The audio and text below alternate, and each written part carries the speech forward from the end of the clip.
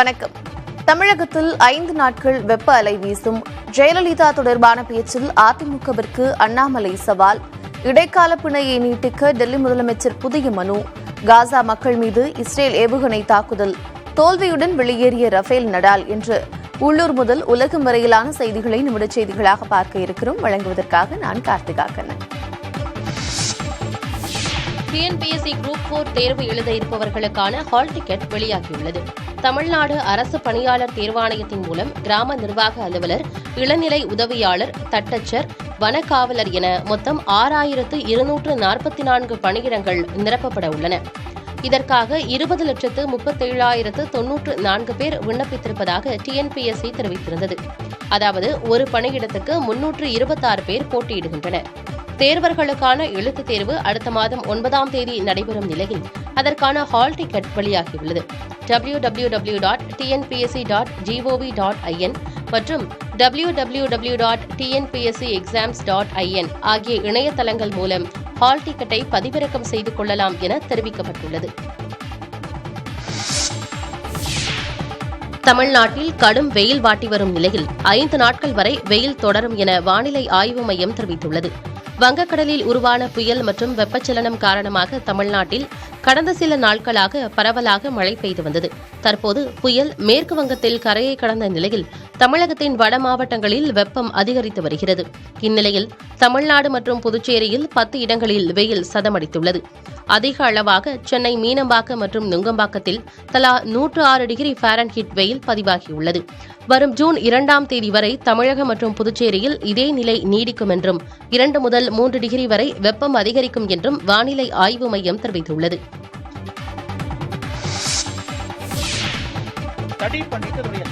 ஜெயலலிதாவை இந்துத்துவவாதி என்று கூறியதில் என்ன தவறு என்று பாஜக மாநில தலைவர் அண்ணாமலை கேள்வி எழுப்பியுள்ளார். சென்னையில் நடந்த நிர்வாகிகள் கூட்டத்திற்கு பின் செய்தியாளர்களிடம் பேசிய அவர், அதிமுகவினர் விவாதிக்க விரும்பினால் அதற்கும் தயார் என்றும் தெரிவித்துள்ளார். ராமர் கோவிலை பத்தி அம்மா ஜெயலலிதா அவர்கள் national integration council meeting November 23, 1992 பேசுறாங்க. என்ன சொல்றாங்கன்னா, கரசேவை என்பது தவறான வார்த்தை கிடையாது, அது சரிங்கிறாங்க. இந்த பாபரி மஸ்ஜித்துக்காக பாரதிய ஜனதா கட்சி ஆட்சியை டிஸ்மிஸ் பண்றத நான் கடுமையாக எதிர்க்கின்றேன் அப்படின்னு ஜெயலலிதா அவங்க நேஷனல் இன்டகிரேஷன் கவுன்சில்ல பேசியிருக்காங்க. பொது சிவில் சட்டம் என்பது வேண்டும் என்கிறாங்க. ஜெயலலிதா அவர்கள் மத்திய அரசு கிட்ட சொல்றாங்க, இந்த ராமர் பாலத்தை ஒரு நேஷனல் மானுமெண்டா நீங்க அறிவிங்கிறாங்க. இப்ப நீங்க சொல்லுங்க, நான் ஜெயலலிதா அவர்கள் இந்துத்துவவாதி என்று சொல்வதிலே என்ன தவறு? அதனால யாராவது ஏடிஎம்கே நண்பர் இதை அப்போஸ் பண்றாங்கன்னா விவாதத்திற்கு பாரதிய ஜனதா கட்சி தயாராக இருக்கிறது. மக்களவைத் தேர்தலுக்கான வாக்குப்பதிவு 6 கட்டங்களாக முடிவடைந்த நிலையில் 7வது மற்றும் கடைசி கட்ட வாக்குப்பதிவு வரும் 1ஆம் தேதி நடைபெறுகிறது. இதனைத் தொடர்ந்து 4ஆம் தேதி வாக்குகள் எண்ணப்பட்டு முடிவுகள் அறிவிக்கப்படுகின்றன. இந்நிலையில் வாக்கு எண்ணிக்கைக்கான ஏற்பாடுகள் குறித்து இந்திய தலைமை தேர்தல் ஆணையர் ராஜீவ்குமார் தலைமையில் நேற்று காணொலி வாயிலாக ஆலோசனைக் கூட்டம் நடைபெற்றது. இதில் பாதுகாப்பு நடவடிக்கைகள் குறித்து விவாதிக்கப்பட்டது. இந்நிலையில் தமிழ்நாட்டில் இது தொடர்பான முன்னேற்பாடுகள் குறித்து கூறியிருக்கும் சத்யபிரதா சாஹூ, வாக்கு எண்ணிக்கை நடைபெறும் மையங்களின் ஒவ்வொரு மேஜையிலும் தனித்தனியாக வீடியோ பதிவு செய்யப்படும் என தெரிவித்துள்ளார். காலை 8 மணிக்கு பணிகள் தொடங்கப்படும் என்றும் முதலில் தபால் வாக்குகள் எண்ணப்படும் எனவும் குறிப்பிட்டுள்ளார். நுண் பார்வையாளர்கள் 4500 பேர் உட்பட 38,500க்கும் மேற்பட்டோரை இந்த பணியில் ஈடுபடுத்த இருப்பதாக சத்யபிரதா சாஹூ தெரிவித்துள்ளார். சென்னை அடுத்த வானகரத்தில் செயல்பட்டு வரும் தனியார் போதை மறுவாழ்வு மையத்தில் சிகிச்சை பெற்று வந்தவர் உயிரிழந்ததில் சந்தேகம் இருப்பதாக அவரது உறவினர்கள் புகார் அளித்துள்ளனர். வசந்தகுமார் என்ற இளைஞர் கடந்த சில மாதங்களாக இந்த தனியார் போதை மறுவாழ்வு மையத்தில் சிகிச்சை பெற்று வந்ததாக தெரிகிறது. அவருக்கு உடல்நிலை சரியில்லை என்று போதை மறுவாழ்வு மையத்திலிருந்து தகவல் தெரிவிக்கப்பட்டதாகவும் அவரை கீழ்ப்பாக்கம் அரசு மருத்துவமனைக்கு கொண்டு சென்ற போது அவர் உயிரிழந்து விட்டதாகவும் மருத்துவர்கள் தெரிவித்ததாக உறவினர்கள் கூறுகிறார்கள். இது தொடர்பாக இறந்த வசந்தகுமாரின் சகோதரர் மதுரவாயில் காவல் நிலையத்தில் அளித்த புகாரில் தனது சகோதரரின் உடலில் காயங்கள் இருந்ததாகவும் வாயில் ரத்தம் வடிந்திருந்ததாகவும் குறிப்பிட்டுள்ளார். இதனால் வசந்தகுமார் இறப்பில் சந்தேகம் இருப்பதாக புகாரில் தெரிவிக்கப்பட்டுள்ளது. இந்த புகாரின் பேரில் மதுரவாயில் காவல்துறையினர் விசாரணை மேற்கொண்டு வருகின்றனர்.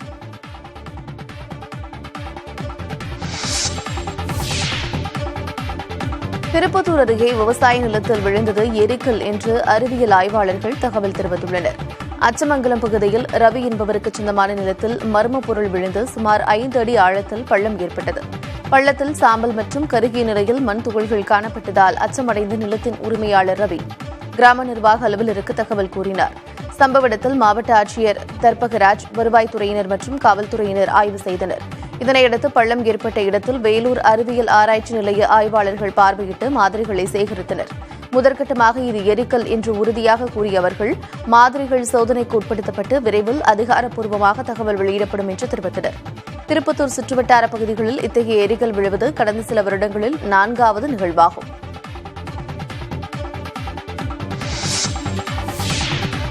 ராஜ்கோட் பொழுதுபோக்கு மையம் தீ விபத்து விவகாரத்தில் குஜராத் அரசுக்கு அந்த மாநில உயர்நீதிமன்றம் கடுமையான கேள்விகளை முன்வைத்திருக்கிறது. ராஜ்கோட் நகரில் நானா மாவா என்ற இடத்தில் உள்ள பொழுதுபோக்கு பூங்காவில் கடந்த சனிக்கிழமை ஏற்பட்ட பயங்கர தீ விபத்தில் 27 பேர் உயிரிழந்தனர்.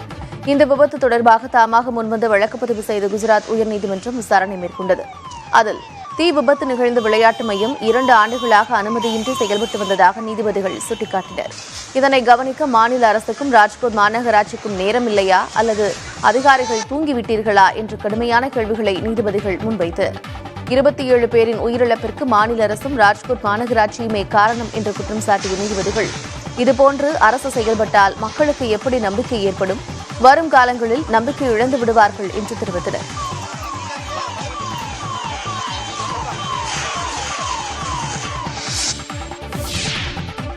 இடைக்கால பிணையை மேலும் 7 நாட்களுக்கு நீட்டிக்க கோரி டெல்லி முதலமைச்சர் அரவிந்த் கெஜ்ரிவால் உச்சநீதிமன்றத்தில் புதிய மனு தாக்கல் செய்துள்ளார். டெல்லி மதுபான கொள்கை முறைகேடு வழக்கில் கடந்த மார்ச் மாதம் அமலாக்கத்துறையால் கைது செய்யப்பட்ட அரவிந்த் கெஜ்ரிவாலுக்கு வரும் 1ஆம் தேதி வரை உச்சநீதிமன்றம் இடைக்கால பிணை வழங்கியது. தேர்தல் பரப்புரையில் ஈடுபட கெஜ்ரிவாலுக்கு அனுமதி வழங்கப்பட்ட சூழலில் அவர் ஜூன் 1ஆம் தேதிக்குள் நீதிமன்றத்தில் சரணடைய வேண்டும் என்று நிபந்தனை விதிக்கப்பட்டது. இடைக்கால பிணைக்கான காலம் வரும் வாரத்தில் முடிவடைய உள்ளதால் பிணையை நீட்டிக்க கோரி கெஜ்ரிவால் தரப்பு உச்சநீதிமன்றத்தில் மனு தாக்கல் செய்துள்ளது. அதில் பல்வேறு மருத்துவ பரிசோதனைகள் மேற்கொள்ள வேண்டியிருப்பதால் இடைக்கால பிணையை மேலும் 7 நாட்களுக்கு நீட்டிக்க வேண்டும் என்று கெஜ்ரிவால் கேட்டுக் கொண்டுள்ளார். முன்னதாக நீதிமன்றம் விதித்த கட்டுப்பாடுகளை அரவிந்த் கெஜ்ரிவால் மீறியதால் அவருக்கான இடைக்கால பிணையை ரத்து செய்ய வேண்டும் என்று அமலாக்கத்துறை கேட்டுக் கொண்டிருந்தது குறிப்பிடத்தக்கது.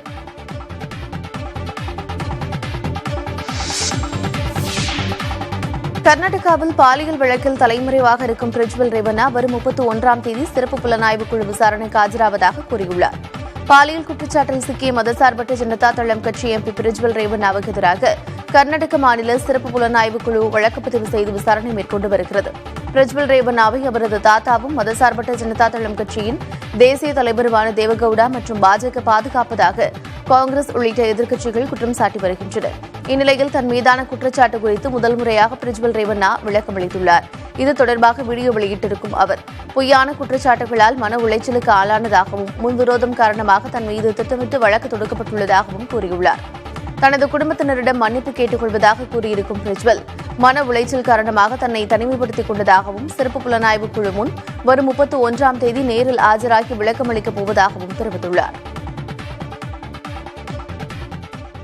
ನಾನೇ ಖುದ್ದಾಗಿ ಶುಕ್ರವಾರ 31ನೇ ತಾರೀಕು 10 ಗಂಟೆಗೆ ಎಸ್ಐಟಿ ಮುಖಾಂತರ ಎಸ್ಐಟಿ ಮುಂದೆ ಬಂದು ನಾನು ಸಂಪೂರ್ಣ ಈ ಇನ್ವೆಸ್ಟಿಗೇಷನ್ಗೆ ಸಹಕಾರ ಕೊಡೋ ಮುಖಾಂತರ ನಾನು ಇದಕ್ಕೆ ಸರಿಯಾದ ರೀತಿಯಲ್ಲಿ ಉತ್ತರ ಕೊಡುವಂತ ಕೆಲಸನ ಮಾಡ್ತೀನಿ.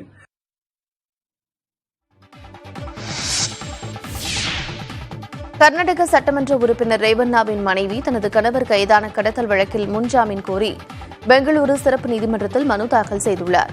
மைசூரைச் சேர்ந்த பெண்ணை பிரஜ்வல் ரேவண்ணா பாலியல் வன்கொடுமை செய்ததாகவும் அந்த பெண்ணை அவரது தந்தை ரேவண்ணா கடத்தியதாகவும் புகார் எழுந்துள்ளது. இது தொடர்பாக அப்பெண்ணின் தரப்பில் அளித்த புகாரின் பேரில் ரேவண்ணா அவரது உறவினர் சதீஷ் பாபு மீது கடத்தல் வழக்கு பதிவு செய்யப்பட்டது. கடத்தலுக்கு உடந்தையாக இருந்ததாக ரேவண்ணாவின் மனைவி பவானி ரேவண்ணா மீதும் வழக்கு பதிவு செய்யப்பட்டுள்ளது. வழக்கில் விசாரணைக்கு ஆஜராகுமாறு சிறப்பு புலனாய்வு குழு பவானி ரேவண்ணாவுக்கு சம்மனம் அனுப்பியிருந்தது. இருப்பினும் விசாரணைக்கு ஆஜராகாத அவர் முன்ஜாமீன் கோரி பெங்களூரு சிறப்பு நீதிமன்றத்தில் மனு தாக்கல் செய்துள்ளார். ஏற்கனவே இந்த கடத்தல் வழக்கில் ரேவண்ணா கைதாகி ஜாமீனில் வெளியே வந்திருப்பது குறிப்பிடத்தக்கது. கரூரில் வேளாண் பணிகளுக்கு வாடகைக்கு தருவதாக மாவட்ட கூட்டுறவுத்துறை மூலம் வாங்கப்பட்டுள்ள ட்ரோன்களின் செயல்பாட்டை மாவட்ட ஆட்சியர் தங்கவேல் நேரில் ஆய்வு செய்தார். அண்மை காலமாக பூச்சி மருந்து அடித்தல், உரம் தெளித்தல் போன்ற பணிகளுக்கு தனியாரிடமிருந்து ட்ரோன்களை வாடகைக்கு வாங்கி விவசாயிகள் பயன்படுத்தி வருகிறார்கள். இதனையடுத்து வேளாண் துறை மூலம் ட்ரோன்களை வாங்கி குறைந்த வாடகையில் விவசாய பணிகளுக்கு வழங்க வேண்டும் என்று குறைதீர் நாள் கூட்டத்தில் விவசாயிகள் வலியுறுத்தி வந்தனர். இதனையடுத்து கூட்டுறவுத்துறையில் வேளாண் உள்கட்டமைப்பு வசதி திட்டத்தின் கீழ் 3 ட்ரோன்கள் வாங்கப்பட்டுள்ளன. இனுங்கூர், கள்ளை, சிந்தலவாடி ஆகிய வேளாண் கூட்டுறவு கடன்கள் சங்கங்களின் மூலம் உரங்களை தெளிக்க இந்த ட்ரோன்கள் விவசாயிகளுக்கு குறைந்த வாடகைக்கு வழங்கப்பட உள்ளன.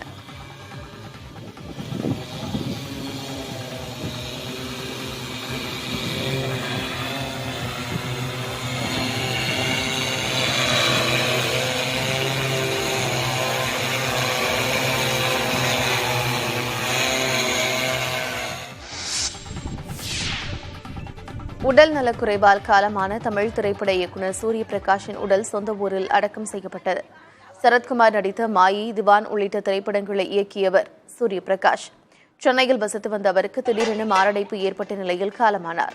இதனையடுத்து சூரிய பிரகாஷின் உடல் அவரது சொந்த ஊரான திண்டுக்கல் அடுத்த நிலக்கோட்டைக்கு கொண்டு செல்லப்பட்டது. வாடிப்பட்டி கிராமத்தில் வைக்கப்பட்டிருந்த அவரது உடலுக்கு பல்வேறு தரப்பினர் பொதுமக்கள் அஞ்சலி செலுத்தினர். இறுதிச் சடங்குகளுக்கு பின்னர் சூரிய பிரகாஷின் உடல் அடக்கம் செய்யப்பட்டது.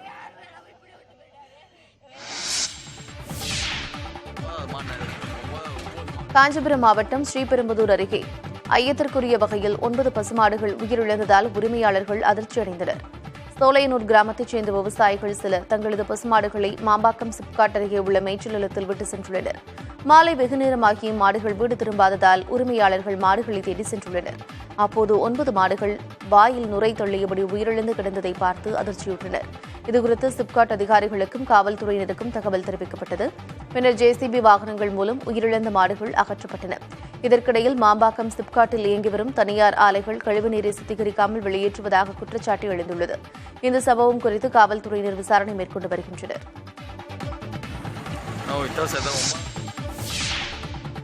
சேலம் மாவட்டம் மேட்டூர் செக்கானூர் கதவணை நீர் மின் நிலையத்தில் பராமரிப்பு பணிக்காக தண்ணீர் வடிக்கப்படுவதால் காவிரியின் குறுக்கே மணல் மூட்டைகள் அடுக்கி குடிநீர் திட்டத்திற்கு தண்ணீரை தேக்கும் பணி மேற்கொள்ளப்பட்டுள்ளது. மேட்டூர் அணை அடிவாரம் முதல் 10 கிலோமீட்டர் தொலைவில் உள்ள செக்கானூர் கதவணை நீர்மின் நிலையம் வரை 0.45 TMC தண்ணீர் தேக்கி வைக்கப்பட்டு 30 மெகாவாட் மின் உற்பத்தி செய்யப்படுகிறது. மேலும் தேக்கி வைக்கப்பட்ட தண்ணீரில் நீரேற்று நிலையங்கள் அமைக்கப்பட்டு குடிநீர் வடிகால் வாரியம் மூலம் கூட்டு குடிநீர் திட்டங்களுக்கும் தொழிற்சாலைகளுக்கும் குடிநீர் விநியோகம் செய்யப்பட்டு வருகிறது. இந்நிலையில் செக்கானூர் கதவணை நீர்மின் நிலையத்தில் பராமரிப்பு பணி துவங்கியதால் தேக்கி வைக்கப்பட்ட நீர் படிப்படியாக வெளியேற்றப்பட்டது. இதனால் கூட்டு குடிநீர் திட்டங்களுக்கும் தொழிற்சாலைகளுக்கும் குடிநீர் விநியோகம் பாதிப்படையாமல் இருக்க காவிரியின் குறுக்கே மணல் மூட்டைகளை அடுக்கி தண்ணீரை தேக்கும் பணியில் குடிநீர் வடிகால் வாரிய அதிகாரிகள் ஈடுபட்டிருக்கிறார்கள். சேலம் பெரியார் பல்கலைக்கழக நிர்வாகம் வெளியிட்டுள்ள சுற்றறிக்கையை திரும்பப் பெற வேண்டும் என்று பேராசிரியர்கள் மற்றும் பணியாளர்கள் வலியுறுத்தியுள்ளனர். பெரியார் பல்கலைக்கழக நிர்வாகம் வெளியிட்ட சுற்றறிக்கையில் பல்கலைக்கழகத்தில் பணியாற்றும் பேராசிரியர்கள், அலுவலக பணியாளர்கள் மற்றும் ஒப்பந்த ஊழியர்கள் சரியான நேரத்தில் முகப்பதிவு வருகையை பதிவேற்றம் செய்யாவிட்டால் விடுமுறை கணக்கில் சேர்க்கப்படும் என்று தெரிவிக்கப்பட்டுள்ளது. அதேபோன்று விடுப்பு எடுக்கும் நபர்கள் சம்பந்தப்பட்ட துறை தலைவர்களிடம் ஒப்புதல் பெற்று கடிதம் கொடுக்க வேண்டும் எனவும் கூறப்பட்டுள்ளது. விடுமுறை நாள், அலுவலக பணி நேரத்திற்கு பின்னர் வேலை பார்க்கவும் அனுமதி பெற வேண்டியது அவசியம் என்று தெரிவிக்கப்பட்டுள்ளது. பல்கலைக்கழகத்தின் சுற்றறிக்கைக்கு எதிர்ப்பு தெரிவித்துள்ள பேராசிரியர்கள் மற்றும் பணியாளர்கள் உடனடியாக திரும்பப் பெற வலியுறுத்தியுள்ளனர். தமிழ்நாட்டில் வாகன தணிக்கை மூலம் ஒரே நாளில் 1,10 லட்சம் ரூபாய் அபராதம் வசூலிக்கப்பட்டுள்ளதாக தெரிவிக்கப்பட்டுள்ளது. போக்குவரத்து மற்றும் சாலை பாதுகாப்பு ஆணையர் வெளியிட்டுள்ள குறிப்பில் மாநிலம் முழுவதும் வட்டார போக்குவரத்து அலுவலர்கள், மோட்டார் வாகன ஆய்வாளர்களால் திடீர் வாகன தணிக்கை மேற்கொள்ளப்பட்டதாக கூறப்பட்டுள்ளது. மொத்தம் 5,463 வாகனங்கள் தணிக்கை செய்யப்பட்டதாகவும் அவற்றில் 104 வாகனங்கள் கடும் குறைபாடு காரணமாக பிடித்து வைக்கப்பட்டதாகவும் தெரிவிக்கப்பட்டுள்ளது. விதிமீறல் காரணமாக சுமார் 1,10 லட்சம் ரூபாய் அபராதம் விதிக்கப்பட்டுள்ளதாக கூறப்பட்டுள்ள நிலையில் வரும் நாட்களில் இந்த தணிக்கை தொடரும் என்றும் வாகனங்களில் அனைத்து பாதுகாப்பு அம்சங்களையும் அதன் உரிமையாளர்கள் உறுதி செய்யுமாறும் அறிவுறுத்தப்பட்டுள்ளது.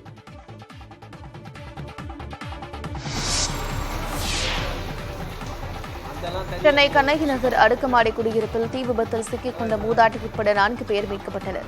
கண்ணகி நகரில் உள்ள தனியார் அடுக்குமாடி குடியிருப்பின் 4வது தளத்தில் தீ விபத்து ஏற்பட்டுள்ளது. இதில் துர்கா என்ற மூதாட்டி, அனேஷ் என்ற சிறுவன் உட்பட 4 பேர் வீட்டிற்குள் சிக்கி தவித்துள்ளனர். தகவல் அறிந்து வந்த தீயணைப்புத் துறையினர் 1 மணி நேரம் போராடி தீயை அணைத்து வீட்டிற்குள் சிக்கியிருந்தவர்களை மீட்டனர். மின்கசிவு காரணமாக தீ விபத்து ஏற்பட்டுள்ளது விசாரணையில் தெரியவந்துள்ளது. நல்லா இருக்கு.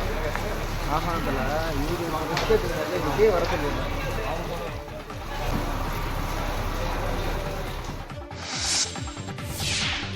புதுக்கோட்டை மாவட்டம் பொன்னமராவதி அருகே இளைஞரின் மரணத்தில் ஐயம் இருப்பதாக எழுந்த புகாரை அடுத்து உடல் தோண்டி எடுக்கப்பட்டு உடற்கூறு ஆய்விற்கு அனுப்பப்பட்டது. பொன்னையம்பட்டி காஞ்சரவயலைச் சேர்ந்த முருகனுக்கும் முதலிப்பட்டியைச் சேர்ந்த பெண்ணுக்கும் 2 ஆண்டுகளுக்கு முன்பு திருமணம் நடைபெற்றுள்ளது. பெற்றோர் மற்றும் மனைவியுடன் ஒரே வீட்டில் வசித்து வந்த முருகன் கடந்த மார்ச் மாதம் 28ஆம் நாள் திடீரென உணர்வற்று கிடந்துள்ளார். மருத்துவமனைக்கு கொண்டு சென்ற போது அவர் ஏற்கனவே இறந்துவிட்டதாக கூறியுள்ளனர். பின்னர் முருகனின் உடலை புதைத்துள்ளனர். இதனிடையே முருகனின் மரணத்தில் ஐயம் இருப்பதாக மதுரை உயர்நீதிமன்றத்தில் வழக்கு தொடரப்பட்ட நிலையில் 2 மாதத்திற்கு பின் மீண்டும் தோண்டி எடுக்கப்பட்ட அவரது உடலை புதுக்கோட்டை மருத்துவக் கல்லூரி மருத்துவமனைக்கு கூராய்விற்காக அனுப்பி வைத்துள்ளனர்.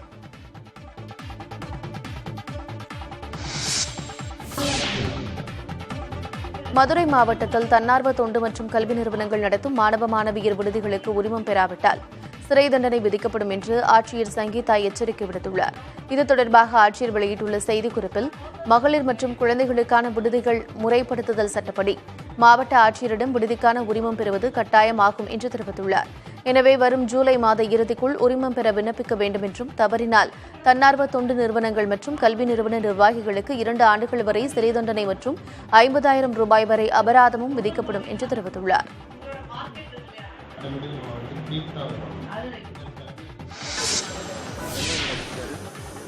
தங்க நாணய முதலீடு மூலம் பல கோடி ரூபாய் மோசடி செய்தவர்கள் மீது நடவடிக்கை எடுக்க கோரி சென்னை டிஜிபி அலுவலகத்தில் புகார் அளிக்கப்பட்டுள்ளது. ராணிப்பேட்டையைச் சேர்ந்த ஒரு கும்பல் தங்க நாணயத்தில் முதலீடு செய்தால் அதிக பணம் ஈட்டலாம் என்று கூறி 100க்கும் மேற்பட்டோரை ஏமாற்றியதாக கூறப்படுகிறது. குறிப்பாக அங்குள்ள காலனி தொழிற்சாலையில் வேலை பார்க்கும் பெண்களிடம் இந்த மோசடி நடந்திருப்பதாகவும் 10,000 ரூபாய் முதலீடு செய்பவர்களுக்கு 6 மாதங்களுக்கு பின் 10 கிராம் தங்கம் வழங்கப்படும் என்று ஆசை வார்த்தை கூறி பணத்தை பெற்றதாகவும் கூறப்படுகிறது. மோசடி கும்பலால் பாதிக்கப்பட்டவர்கள் சென்னை டிஜிபி அலுவலகத்தில் புகார் அளித்தனர். 100 கணக்கில் இதில் பணம் இழந்துட்டு இருக்கிறோம். 25 லட்சம் ரூபாய் என் கூட 12 பேர் வேலை செய்யறவங்க காசை வாங்கி நான் போட்டிருக்கேன். எங்க சொந்தக்காரை வீட்டாண்ட இருக்கிறவங்க இது மாதிரி போய் நிறைய பிரச்சனைல போய் நாங்கள் மாட்டிக்கணும். நான் செத்தா கூட இதை எங்க ஆளுங்க நடத்துவாங்க. அந்த அளவுக்கு எனக்கு ஆள் பலமும் சரி, அரசியல் பலமும் சரி, அதிகாரி பலமும் சரி எனக்கு இருக்கு. ஒவ்வொரு டிபார்ட்மெண்ட்டும் எனக்கு ஒரு ஆள் இருக்காங்கன்னு சொல்லியிருக்காங்க. நெல்லையில் கொலை செய்யப்பட்ட தீபக் ராஜாவின் உடல் 4 மணி நேரத்திற்கும் மேலாக ஊர்வலமாக எடுத்துச் செல்லப்பட்டதால் கடும் போக்குவரத்து நெரிசல் ஏற்பட்டது.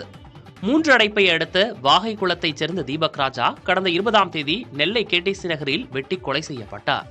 இந்த வழக்கில் 8 பேரை காவல்துறையினர் கைது செய்ததை அடுத்து உடலை பெற உறவினர்கள் ஒப்புக்கொண்டனர். அசம்பாவிதங்களை தவிர்ப்பதற்காக நெல்லை மாநகர பகுதிகள் முழுவதும் 2000த்திற்கும் மேற்பட்ட காவல்துறையினர் குவிக்கப்பட்டனர். இதனைத் தொடர்ந்து தீபக் ராஜாவின் சகோதரர் அந்தோணி முத்துவிடம் உடல் ஒப்படைக்கப்பட்டது. நெல்லை கன்னியாகுமரி நெடுஞ்சாலை வழியாக அவரது உடல் ஊர்வலமாக எடுத்துச் செல்லப்பட அதில் 500க்கும் மேற்பட்டோர் பங்கேற்றனர். மாநகர் பகுதியை கடப்பதற்கே 3 மணி நேரத்திற்கும் மேலானதால் அங்கு கடும் போக்குவரத்து நெரிசல் ஏற்பட்டது. இதையடுத்து காவல்துறையினர் பேரணியில் பங்கேற்றவர்களின் வாகனங்களை தடுத்து நிறுத்தியதால் இருதரப்புக்கும் இடையே வாக்குவாதம் ஏற்பட்டது.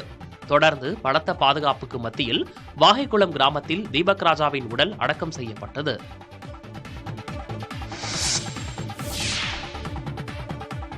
நெல்லை ஜெயக்குமார் மரண வழக்கில் 30 பேருக்கு சிபிசிஐடி காவல்துறை சம்மன் அனுப்பியுள்ளது. நெல்லை மாவட்ட காங்கிரஸ் கட்சித் தலைவர் ஜெயக்குமார் இனங்காண இயலா வகையில் மரணமடைந்தார். இதுகுறித்து சிபிசிஐடி காவல்துறையினர் வழக்கு பதிவு செய்து விசாரணை நடத்தி வருகின்றனர். ஜெயக்குமாரின் குடும்பத்தாரிடம் சிபிசிஐடி காவல்துறையினர் முதற்கட்ட விசாரணையை தொடங்கினர். அவர் எழுதியதாக கைப்பற்றப்பட்ட கடிதத்தில் உள்ள நண்பர்கள் உள்ளிட்ட 30க்கும் மேற்பட்டோர் விசாரணைக்கு ஆஜராக சிபிசிஐடி காவல்துறை சம்மன் அனுப்பியுள்ளது. நாளை அல்லது நாளை மறுநாள் நேரில் ஆஜராகி விளக்கமளிக்க வேண்டும் என்று அதில் தெரிவிக்கப்பட்டுள்ளது.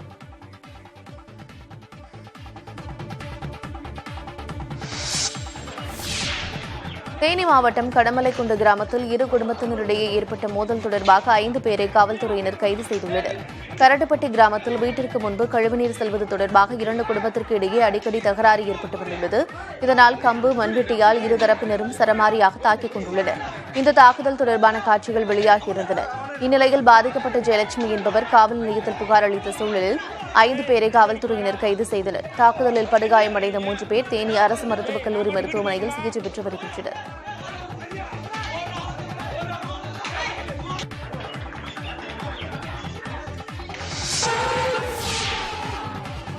காங்கிரஸ் மூத்த தலைவர் ராகுல் காந்தி பரப்புரைக்காக மேடை ஏறிய போது மேடை திடீரென உள்வாங்கியதால் பரபரப்பு ஏற்பட்டது.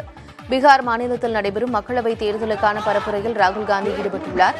பாலிகஞ்ச் பகுதியில் நடந்த வாக்கு சேகரிப்பு கூட்டத்திற்கு சென்ற ராகுல் காந்தி ராஷ்டிரிய ஜனதா தள தலைவர்கள் உள்ளிட்ட இந்தியா கூட்டணி கட்சித் தலைவர்களோடு மேடை ஏறினார். அப்போது மேடையின் மையப்பகுதிக்கு சென்றபோது திடீரென மேடை உள்வாங்கியது. இப்போது ராகுல் காந்தியின் பாதுகாவலர்கள் பதற்றமடைந்தனர். அவர்களை ஆசுவாசப்படுத்திய ராகுல் காந்தி மேடையில் நின்றவாறு கையசைத்தார்.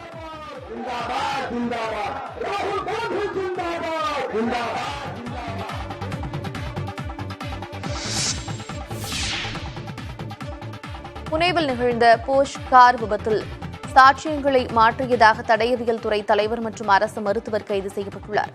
மகாராஷ்டிர மாநிலம் புனேவில் தொழிலதிபர் விஷால் அகர்வாலின் 17 வயது மகன் மது அருந்துவிட்டு சொகுசு காரை ஓட்டிச் சென்று விபத்து ஏற்படுத்தியதாக கூறப்படுகிறது. இந்த விபத்தில் இருசக்கர வாகனத்தில் சென்ற இருவர் உயிரிழந்த நிலையில் விஷால் அகர்வாலை காவல்துறையினர் கைது செய்தனர். விபத்தை ஏற்படுத்திய சிறுவன் சிறார் கண்காணிப்பு முகாமில் அடைக்கப்பட்டுள்ளார். இதற்கிடையே விபத்தை ஏற்படுத்தியது தனது ஓட்டுநர் கங்காதர் என்று விஷால் அகர்வால் தெரிவித்துள்ளார். ஆனால் கங்காதரை சிக்க வைக்க முயற்சித்ததாகவும் அதிகளவு பேரம் பேசியதாகவும் தெரியவந்தது. இதனைத் தொடர்ந்து விஷால் அகர்வாலின் தந்தையை காவல்துறையினர் கைது செய்தனர். மேலும் வழக்கில் உள்ள சாட்சியங்களை மாற்றியதாகவும் புகார் எழுந்தது. இந்த சூழலில் ரத்த மாதிரிகள், கைரேகைகள் உள்ளிட்ட ஆதாரங்களை மாற்றியதாக தடயவியல் துறை தலைவர் ஸ்ரீஹரி ஹானர் மற்றும் அரசு மருத்துவர் அஜய் தாவேர் கைது செய்யப்பட்டுள்ளனர். சென்னையில் போதை ஊசி செலுத்திக் கொண்ட 17 வயது சிறுவன் உயிரிழந்த விவகாரத்தில் அவரது நண்பர் உள்ளிட்ட இருவர் கைது செய்யப்பட்டுள்ளனர். சென்னை புளியந்தோப்பு மன்னாசாமி தெருவைச் சேர்ந்த அமீர் என்பவரின் 17 வயது மகன் போதைக்கு அடிமையாக இருந்ததாக கூறப்படுகிறது. இந்த நிலையில் சில தினங்களுக்கு முன்னர் அவர் தனது நண்பர்களோடு சேர்ந்து போதை மாத்திரையை கரைத்து ஊசி மூலம் உடலில் செலுத்திக் கொண்டதாக கூறப்படுகிறது. இதனைத் தொடர்ந்து அந்த சிறுவன் வலிப்பு ஏற்பட்டு உயிரிழந்தார். இந்த சம்பவம் தொடர்பாக எஸ்பிளனேடு காவல்துறையினர் விசாரணை மேற்கொண்டு வந்தனர். இந்நிலையில் சிறுவனுக்கு போதை ஊசியை வாங்கிக் கொடுத்ததாக அவரது நண்பர் காசிப் என்பவரையும் போதை ஊசியை விற்பனை செய்த கொருக்குப்பேட்டையைச் சேர்ந்த செல்வி என்பவரையும் காவல்துறையினர் கைது செய்துள்ளனர்.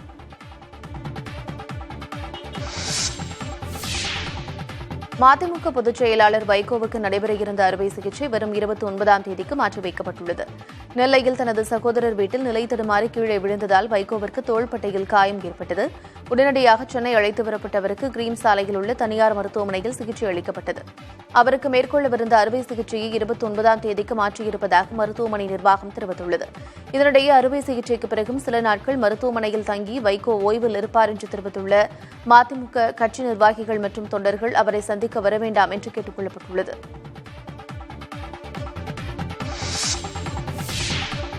குற்றால அருவி பகுதிகளில் அடிப்படை வசதிகளை ஏற்படுத்தும் பணிகள் விரைவில் நிறைவடையும் என்று தென்காசி மாவட்ட ஆட்சியர் புதிய தலைமுறையிடம் உறுதியளித்திருக்கிறார். தென்காசி மாவட்டத்தில் உள்ள குற்றால அருவி பகுதிகளில் அடிப்படை வசதிகளில் குறைபாடு உள்ளதாக சுற்றுலாப் பயணிகள் புகார் தெரிவித்தனர். இது தொடர்பான செய்தி புதிய தலைமுறையில் ஒளிபரப்பானது. இந்த சூழலில் பழைய குற்றால அருவியில் கிரில் அமைக்கும் பணி நாளை முடிவடையும் என்று தென்காசி மாவட்ட ஆட்சியர் கமல் கிஷோர் புதிய தலைமுறையிடம் பிரத்யேகமாக தெரிவித்துள்ளார். 5 அருவி பகுதியில் கழிப்பறை வசதிகளை ஏற்படுத்தும் பணி 2 தினங்களில் முடிவடையும் என்று அவர், பிரதான அருவியில் டைல்ஸ் அமைக்கும் பணி இன்றுடன் நிறைவடையும் என்று கூறினார். பிரதான அருவி பகுதியில் உடைமாற்றும் அறையும் ஒரே நேரத்தில் 40 பேர் வரை பயன்படுத்தக்கூடிய கழிவறை வசதியும் இருப்பதாகவும் மாவட்ட ஆட்சியர் விளக்கமளித்துள்ளார்.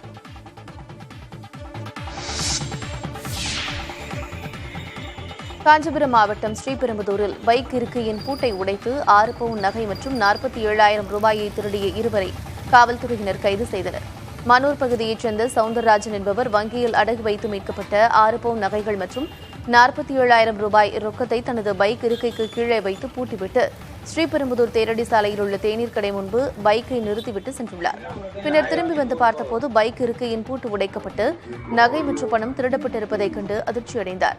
இதுகுறித்து புகாரின் பேரில் ஸ்ரீபெரும்புதூர் காவல்துறையினர் திருட்டு நடந்த பகுதியில் உள்ள கண்காணிப்பு கேமரா பதிவுகளை ஆய்வு செய்து நகை மற்றும் பணத்தை திருடிய பிரதீப், ஜீவன் ஆகியோரை கைது செய்தனர். கைதான பிரதீப் மீது பல்வேறு காவல் நிலையங்களில் 22 திருட்டு வழக்குகள் உள்ளன.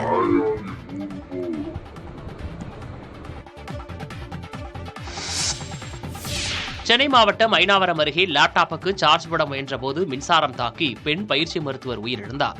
நாமக்கல்லைச் சேர்ந்த சரணிதா எம்டி மருத்துவ படிப்பில் இறுதியாண்டு முடித்துள்ளார். 25 நாட்கள் மருத்துவ பயிற்சிக்காக ஐனாவரம் அருகே உள்ள பெண்கள் தங்கும் விடுதியில் தங்கி கீழ்ப்பாக்கம் மனநல மருத்துவமனையில் பயிற்சி மருத்துவராக பணியாற்றி வந்துள்ளார். இந்நிலையில் சரணிதா காலை உணவு சாப்பிட்ட பிறகு விடுதி அறைக்கு சென்றதாக கூறப்படுகிறது. இதற்கிடையில் அவரது கணவர் பலமுறை கைபேசி மூலம் அவரை தொடர்பு கொள்ள முயற்சித்துள்ளார்.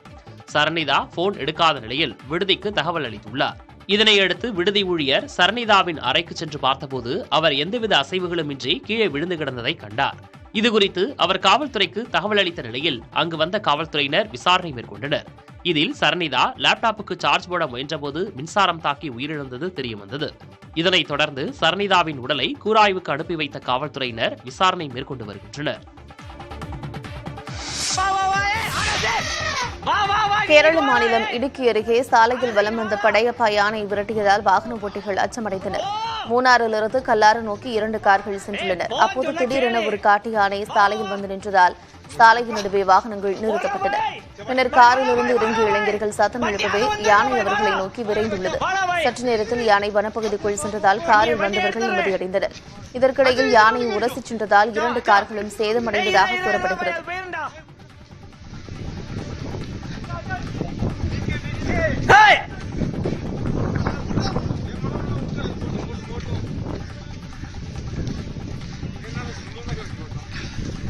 அவன் யாருன்னு அவன்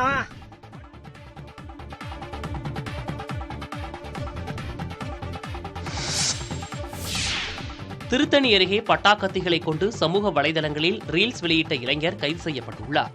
திருவள்ளூர் மாவட்டம் நார்த்தவாடா கிராமத்தைச் சேர்ந்த சாரதி என்பவர் கையில் 2 பட்டாக்கத்திகளுடன் ரீல்ஸ் வீடியோவை சமூக வலைதளத்தில் பதிவிட்டுள்ளார். இந்த வீடியோ வேகமாக பரவியதை அடுத்து திருவாலங்காடு காவல்துறையினர் வழக்கு பதிவு செய்து விசாரணை மேற்கொண்டனர். பொதுமக்களை அச்சுறுத்தும் வகையில் பட்டாக்கத்திகளை கொண்டு வீடியோ பதிவிட்டதற்காக சாரதியை கைது செய்த காவல்துறையினர் திருத்தணி நீதிமன்றத்தில் ஆஜர்படுத்தி சிறையில் அடைத்தனர். ரயில் பயணிகள் அவசர உதவிக்கு 1512 என்ற எண்ணை பயன்படுத்தி பாதுகாப்பை உறுதி செய்து கொள்ளலாம் என திருப்பூர் ரயில்வே காவல் உதவி ஆய்வாளர் பாபு தெரிவித்துள்ளார். சென்னையிலிருந்து ஆலப்புழா சென்ற விரைவு ரயிலில் இளைஞர்கள் சிலர் ஈரோடு ரயில் நிலையத்தில் முன்பதிவு பெட்டியில் ஏறியுள்ளனர்.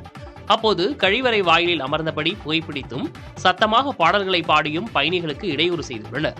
இது தொடர்பாக கேள்வி எழுப்பிய பயணிகளிடம் இளைஞர்கள் வாக்குவாதத்தில் ஈடுபட்டதோடு கொலை மிரட்டல் விடுத்ததாக தெரிகிறது. பின்னர் திருப்பூர் ரயில் நிலையத்தில் இறங்கி சென்றுள்ளனர். இதுகுறித்து பாதிக்கப்பட்ட பயணிகள் அளித்த புகாரில் ஒரு சிறுவன் உட்பட 4 பேர் கைது செய்யப்பட்டனர். இந்த சம்பவம் ரயில் பயணிகளின் பாதுகாப்பை கேள்விக்குறியாக்கும் வகையில் அமைந்தது. இந்நிலையில் பொதுமக்கள் அவசர உதவிக்கு 100ஐ அணுகுவது போல் ரயில் பயணிகள் 1512 என்ற உதவி எண்ணுக்கு தகவல் தெரிவிக்கலாம். இதனால் இதுபோன்ற சம்பவங்கள் மேலும் நடக்காமல் பார்த்துக் கொள்ளலாம் என திருப்பூர் ரயில்வே காவல் உதவி ஆய்வாளர் பாபு தெரிவித்துள்ளார். நம்ம ரயில்வே சென்னை கண்ட்ரோலுக்கு போவோம்.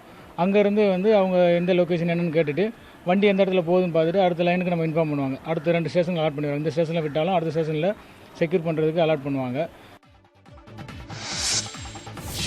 கல்வி சான்றுகள் சந்தைப்படுத்தக்கூடிய விற்பனை பொருட்கள் அல்ல என உயர்நீதிமன்ற மதுரை கிளை கூறியுள்ளது. கன்னியாகுமரியைச் சேர்ந்த ரஞ்சன் ஜேம்ஸ் என்பவர் தாக்கல் செய்த மனுவில் பிளாஸ்டிக் சர்ஜரி மற்றும் மறுசீரமைப்பு சிகிச்சை முறையில் முதுகலை மருத்துவ படிப்பை முடித்திருப்பதாகவும் இதன் பிறகு அரசின் ஒப்பந்தப்படி அரசு மருத்துவமனையில் பணிபுரிந்ததாகவும் ஆனால் சில நாட்கள் கழித்து காலியிடம் இல்லை என கூறி தனக்கு பணி ஒதுக்கப்படவில்லை என்றும் குறிப்பிட்டுள்ளார். மேலும் மருத்துவ படிப்பு தொடர்பான கல்வி சான்றுகளை வழங்காமல் இருப்பதால் தனது வாழ்வாதாரம் பாதிக்கப்பட்டுள்ளதாக மனுதாரர் கூறியுள்ளார்.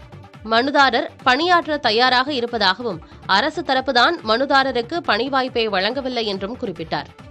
இந்திய ஒப்பந்த சட்டத்தின்படி கல்வி சான்றுகள் சந்தைப்படுத்தக்கூடிய விற்பனை பொருட்கள் அல்ல என்று கூறிய நீதிபதி மனுதாரரின் சான்றுகளை 3 வாரத்தில் வழங்குமாறு கோரி வழக்கை முடித்து வைத்தார். பப்புவா நியூ கினியில் ஏற்பட்ட நிலச்சரிவில் 2000க்கும் மேற்பட்டோர் சிக்கியிருக்கலாம் என்று அந்நாட்டு அரசு தெரிவித்துள்ளது. எங்கா மாகாணத்தில் உள்ள ஒரு குக்கிராமத்தில் மலை ஒன்றின் பக்கவாட்டில் நிலச்சரிவு ஏற்பட்டது. இதில் மலையோரம் இருந்த குடியிருப்பு கட்டிடங்கள், வாகனங்கள் ஆகியவை மண்ணில் புதைந்துள்ள நிலையில் காணாமல் போனவர்களை தேடும் பணியில் மீட்புக் குழுவினர் ஈடுபட்டுள்ளனர். 670 பேர் உயிரிழந்ததாக நேற்று அறிவிக்கப்பட்டது. மேலும் பலர் மாயமாகி உள்ளதால் மண்ணுக்கு அடியில் 2000க்கும் மேற்பட்டோர் சிக்கியிருக்கலாம் என்று அந்நாட்டு அரசு தெரிவித்துள்ளது. மிகப்பெரிய பாதிப்பை செலுத்தியுள்ளதாக தெரிவித்துள்ள பப்புவா நியூ கினியா உலக நாடுகளின் உதவியை நாடியிருக்கிறது. பப்புவா நியூ கினியில் கடந்த சில நாட்களாக பெய்த தொடர் மழை காரணமாக பல்வேறு பகுதிகள் கடும் சேதமடைந்துள்ள நிலையில் மலைப்பகுதிகளில் நிலச்சரிவுகள் ஏற்பட்டிருக்கின்றன.